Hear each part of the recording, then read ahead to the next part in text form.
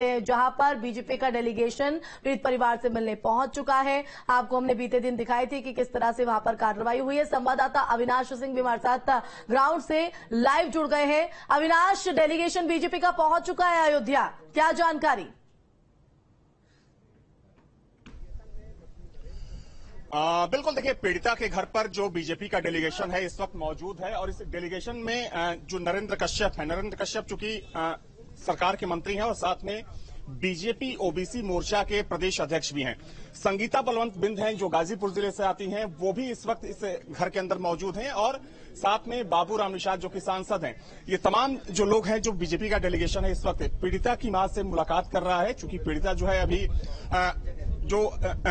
अयोध्या शहर का जो हॉस्पिटल है, जिला हॉस्पिटल, वहां पर एडमिट है। लेकिन जो डेलीगेशन है वो यहां से पूरी रिपोर्ट तैयार करेगा, क्योंकि देखिए बहुत ही ये गंभीर घटना थी और जिस तरीके से इस पूरे मामले को लेकर कहीं ना कहीं सियासत भी शुरू हुई। चूंकि ये पूरा मामला सदन में उठाया गया, खुद मुख्यमंत्री ने इस मामले का संज्ञान लिया, मुख्यमंत्री ने कहा, उसके बाद संजय निषाद ने इस मामले को उठाया और देखा जाए तो इस पूरे मामले को लेकर अब भारतीय जनता पार्टी और समाजवादी पार्टी आमने सामने है। लेकिन सबसे बड़ी बात यह है कि जहां पर यह घटना हुई है, चूंकि देखिए भदरसा जो कस्बा है यहां से थोड़ी दूरी पर स्थित है, तकरीबन 500-700 मीटर की दूरी होगी और जो पीड़िता का घर है, चूंकि ये पूरा ग्रामीण इलाका है, यही की वो पीड़िता रहने वाली थी। और जो कल डिमोलिशन की जो कार्रवाई हुई है, यानी कि जो कल ध्वस्तीकरण किया गया है मुख्य आरोपी के घर का, बेकरी का। बिल्कुल अविनाश, डेलीगेशन में कौन कौन लोग शामिल हैं बीजेपी के, और साथ ही साथ जो बीते दिन कार्रवाई अविनाश देखने को मिली थी, उस कार्रवाई को लेकर पीड़ित परिवार का क्या कुछ कहना है?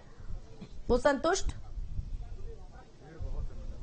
देखिए, इस डेलीगेशन में नरेंद्र कश्यप हैं जो सरकार के मंत्री हैं और साथ में बीजेपी ओबीसी मोर्चा के प्रदेश अध्यक्ष हैं। संगीता बलवंत बिंद जो कि पिछली सरकार में यानी कि योगी 1.0 में मंत्री रह चुकी हैं, साथ में बाबूराम निषाद हैं जो कि सांसद हैं।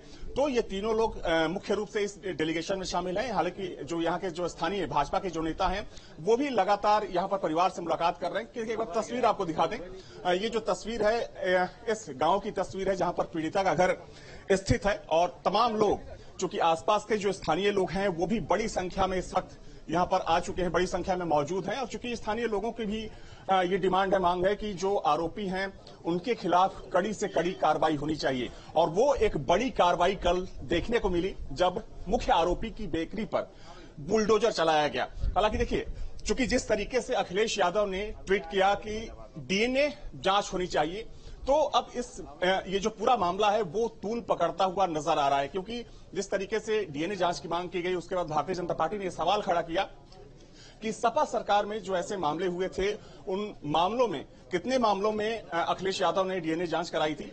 तो ये जो पूरा मामला है, देखिए खब्बू तिवारी भी जो पूर्व विधायक रह चुके हैं, खब्बू जी एक बार होल्ड लीजिए आप। खब्बू तिवारी जो पूर्व विधायक हैं वो भी यहाँ पर पहुंच चुके हैं और साथ में जो दूसरे बीजेपी के स्थानीय नेता हैं, चूंकि वो लगातार यहाँ पर आ रहे हैं। तो ये अभी की ताजा तस्वीर है, चूंकि ये पूरा डेलीगेशन और जो पीड़िता का घर है, घर के अंदर मौजूद है। बिल्कुल अविनाश, समाजवादी पार्टी पर सवाल खड़ा होता है क्योंकि वही जो लोग महिला अपराधों की बात करते हैं कि उनके हित में कोई कदम सरकार नहीं उठा रही है। जब सरकार कदम उठाती है, इस तरह की कार्रवाई होती है, तो वही सबसे कतार में आगे खड़े होते हैं इन कार्रवाई को लेकर सवाल खड़े करने के लिए।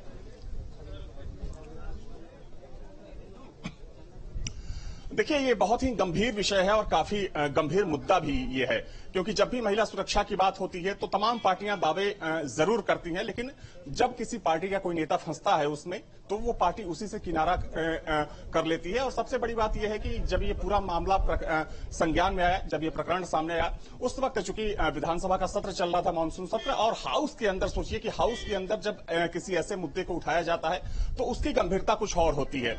चूंकि मुख्यमंत्री ने सीधे तौर पर समाजवादी पार्टी के नेताओं पर, और न सिर्फ अयोध्या की घटना बल्कि अयोध्या के साथ साथ हरदोई। बिल्कुल अविनाश, हम चाहेंगे कि आप तस्वीर दिखाते भी रहिए किस तरह की हलचल वहां पर है और कितना वक्त हो चुका है डेलीगेशन को बीजेपी के यहां पर पहुंचे हुए, क्या कुछ अंदर चल रहा है?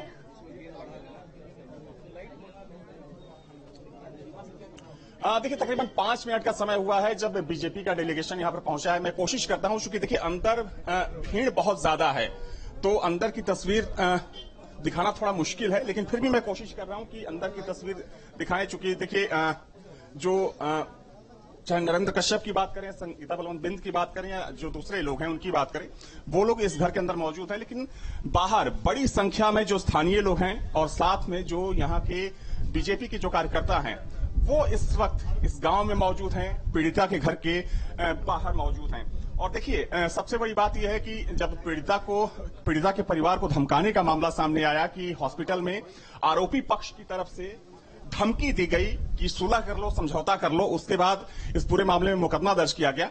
और जिस नगर पंचायत अध्यक्ष की बात करें, जो इसी भदरसा नगर पंचायत के अध्यक्ष हैं, अब ये ताजा जानकारी सामने आ रही है कि उनकी जो संपत्तियां हैं, जो प्रॉपर्टी है, उसकी भी जांच सरकार ने शुरू करवा दी है, क्योंकि सरकार इस मामले को लेकर काफी गंभीर है। और देखिए, एक बार फिर से मैं तस्वीर दिखाने की कोशिश करता हूं कि अंदर जो मुलाकात चल रही है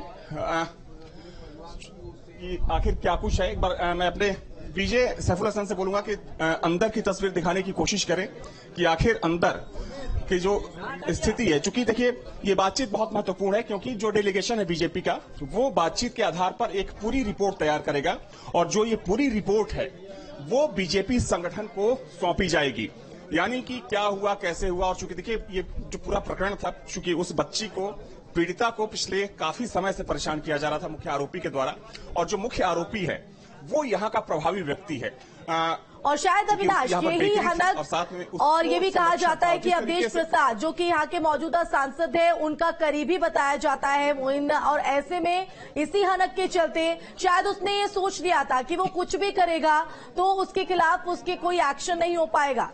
और लोग जो कहीं ना कहीं इसमें ज्यादातर अगर देखा जाए तो अशिक्षित कहीं ना कहीं जो लोग होते हैं वो अपनी बात को मुखर होकर नहीं रख पाते हैं। लेकिन इस पीड़ित परिवार की ये काबिले तारीफ है कि वो आगे आया, अपनी आवाज को बुलंद किया और सलाखों के पीछे आरोपियों को पहुंचवाया। बिल्कुल सही कहा आपने। देखिए, ग्रामीण क्षेत्रों में जब ऐसे मामले सामने आते हैं तो कहीं ना कहीं जो रसूखदार लोग होते हैं, जो हनक वाले लोग होते हैं, ऐसे मामलों को दबा देते हैं। और चूंकि जिस हम पीड़ित परिवार की बात कर रहे हैं, आपको मैं घर की तस्वीर दिखा दूं, आप घर देखकर समझ सकते हैं कि पीड़ित परिवार की माली हालत कैसी होगी। तो ये पीड़ित परिवार का घर है। और देखिए, निश्चित तौर पर आपने कहा कि अवधेश पासी, यानी कि जो यहाँ के सांसद हैं, उनके रसूख के दम पर, चूंकि बीजेपी का यही आरोप है कि अवधेश प्रसाद के रसूख के दम पर जो मुख्य आरोपी है मोहित खान, वो बचता रहा। लेकिन आखिरकार जब ये पूरा प्रकरण सामने आया, मुख्यमंत्री के संज्ञान में आया, विधानसभा में इस मुद्दे को उठाया गया और उसके बाद मुख्य आरोपी की बेकरी पर बुलडोजर चलाया गया। और देखिए, जिस तेवर में उस दिन सीएम ने साफ किया हाउस के अंदर, वो तलखी जो देखने को मिली, उस तलखी के बाद ये साफ हो जाता है कि इस प्रकरण में, चाहे ये प्रकरण हो या कोई भी प्रकरण हो, खास तौर पर जो दुष्कर्म के मामले हैं, उसमें आरोपियों का बचना थोड़ा मुश्किल है। और ये कहीं ना कहीं एक संवेदनशीलता को भी दर्शाता है। क्योंकि देखिए, अगर हम बात करें, जो रेप के मामले होते हैं, गैंगरेप के मामले होते हैं, इसमें आमतौर पर यह होता है कि कभी कभार ऐसे मामलों को दबा दिया जाता है। कुछ मामलों में पुलिस से भी लापरवाही होती है। हालांकि इस मामले में पुलिस ने भी तत्परता दिखाई, जो मुख्य आरोपी थे उनको गिरफ्तार किया गया और अब सभी आरोपियों के खिलाफ कार्रवाई जारी है। जी, तो देखिए, ग्राउंड से लगातार जो हमारे संवाददाता हैं वो आप तक तस्वीर पहुंचा रहे हैं। पीड़िता का वो घर है जहां पर बीजेपी का डेलीगेशन पहुंचा हुआ है, लोगों का जमावड़ा आपको दिखाई पड़ रहा होगा। और आरोपी के खिलाफ जिस तरह से कार्रवाई हुई है, उस कार्रवाई के बाद लगातार सबकी निगाहें अखिलेश यादव पर थी। लेकिन अखिलेश यादव आते हैं आगे और डीएनए टेस्ट की बात यहां पर करते हैं। न सिर्फ अखिलेश यादव बल्कि शिवपाल यादव भी नार्को टेस्ट की बात करते हैं, जिसमें वो केशव प्रसाद मौर्य पर भी निशाना साधते नजर आते हैं। लेकिन इसमें सवाल कहीं ना कहीं अविनाश यही होता है कि इस तरह के मामलों में चाहे सत्ता पक्ष हो या विपक्ष हो, उसे एक साथ आगे आना चाहिए। कार्रवाई में कहीं ना कहीं आप पूरी तरीके से सहयोग करना चाहिए, बजाय इस तरह के सवाल खड़े करना, बजाय इस तरह की राजनीति करना। देखिए, बिल्कुल सही कहा आपने। चाहे कोई भी पार्टी हो, जब ऐसे मामले सामने आते हैं और अगर किसी भी पार्टी का कोई कार्यकर्ता और नेता ऐसे मामलों में शामिल होता है, तो उस पार्टी को संवेदनहीनता नहीं बल्कि संवेदनशीलता दिखानी चाहिए। लेकिन जिस तरीके से अखिलेश यादव का ट्वीट सामने आया कि इसमें, हालांकि देखिए, ये हो सकता है कि अखिलेश यादव का अपना तर्क हो, शिवपाल यादव का अपना तर्क हो, लेकिन बीजेपी इस ट्वीट को लेकर, इस बात को लेकर सीधे समाजवादी पार्टी और अखिलेश यादव पर हमलावर है। क्योंकि बीजेपी का यह कहना है कि जब समाजवादी पार्टी की सरकार थी, उस दौरान जो दुष्कर्म के मामले हुए, समाजवादी पार्टी ये बताए कितने मामलों में डीएनए टेस्ट करवाया गया। क्योंकि देखिए चूंकि हम इस परिवार की बात करें तो ये परिवार बेहद गरीब परिवार है, निषाद परिवार है, और जो यहाँ की जो पूरी आबादी है वो निषाद आबादी है। और कल की आपने एक तस्वीर देखी होगी कि जब संजय निषाद, जो कि कैबिनेट मंत्री हैं, मत्स्य मंत्रालय है, जब संजय निषाद यहाँ पर पहुंचे थे, उस वक्त जब वो मीडिया से बात कर रहे थे तो बात करते करते रोने लगे। तो जाहिर सी बात है कि कोई भी पार्टी हो, चाहे भाजपा हो, सपा हो, कांग्रेस हो या कोई भी पार्टी हो, जब ऐसे मामले सामने आए तो सबको एक साथ सामने आना चाहिए और संवेदनहीनता नहीं बल्कि संवेदनशीलता दिखानी चाहिए। क्योंकि जब इस तरह की तस्वीर आती है, इस तरह के बयान शुरू होते हैं तो जाहिर तौर पर वो दोहरा चरित्र कहीं ना कहीं नजर आता है। क्योंकि एक तरफ आप सदन में महिला अपराधों की बात करते हैं, दूसरी तरफ सड़क पर आकर इस तरह के बयान देना जाहिर तौर पर आपके दोहरे चरित्र को तो बयां करता ही है। लेकिन एक बात तो साफ है अविनाश, मुख्यमंत्री ने चाहे सदन के अंदर हो या सदन के बाहर हो, वो हमेशा ये कहते रहे हैं महिलाओं की सुरक्षा में अगर किसी ने भी सेंध लगाई उन अपराधियों को बख्शा नहीं जाएगा। और यही वजह है कि आज मोहिन खान जो है वो सलाखों के पीछे है।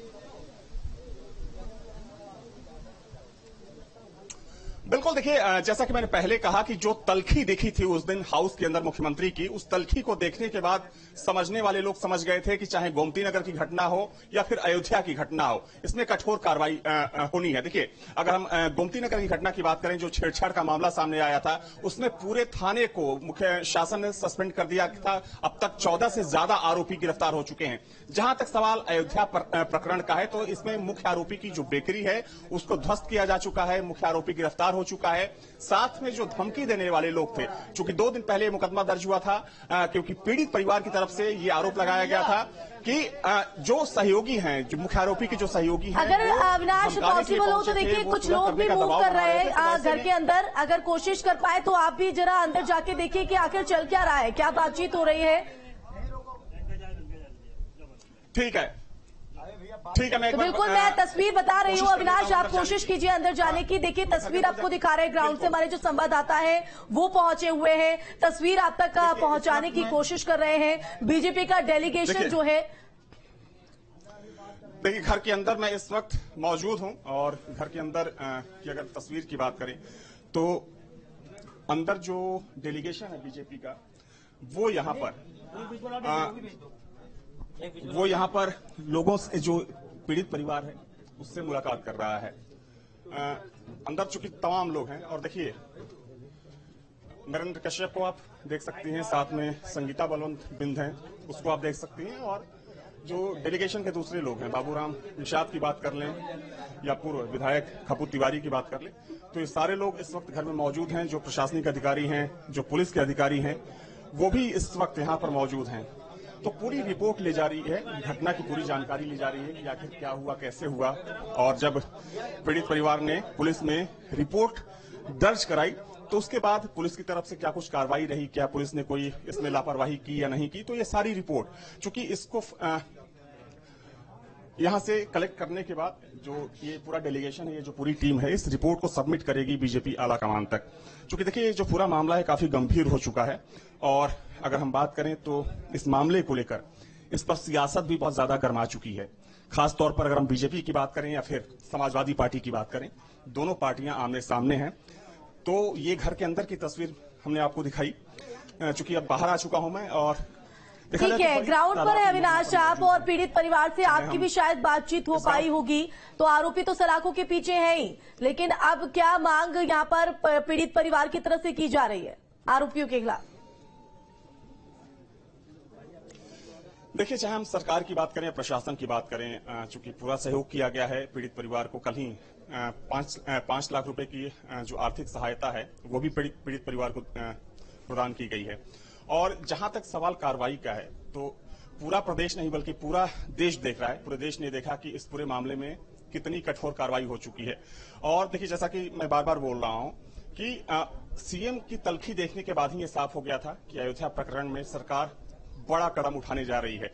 हालांकि ना सिर्फ ये मामला बल्कि देखिए सीएम योगी की बात करें तो दुष्कर्म के जो भी मामले सामने आए हैं, चूंकि सरकार ने साफ किया है कि इस ऐसे मामलों में सरकार जीरो टॉलरेंस की जो नीति है उसके तहत काम करेगी और वैसी ही कुछ स्थिति इस वक्त यहाँ पर अयोध्या में देखने बिल्कुल। इस हलचल को लेकर आप नजर बनाए रखिए अविनाश। इस बीच में आपको बता दूं कि आखिर ये पूरा मामला है क्या। तो अयोध्या में ये पूरा प्रकरण होता है, महिला जो बच्ची है 12 साल की, उसके साथ दुष्कर्म